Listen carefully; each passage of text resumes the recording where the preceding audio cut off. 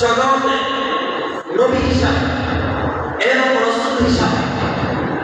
শুধু তাই নয়, এখানে শেষ নয়, তিনি আমার নবীকে সৃষ্টি করে নবীর মাধ্যমে উম্মতদেরকে জানিয়ে দিচ্ছেন, কুল ইন কুনতুম তুহিব্বুনাল্লাহ ফাত্তাবিউনি ইউহিব্বুকুমুল্লাহ ওয়া ইয়াগফির লাকুম যুনুবাকুম ওয়াল্লাহু গফুরুর রাহিম। কুল হে নবী, আপনি বলে দিন, ইন কুনতুম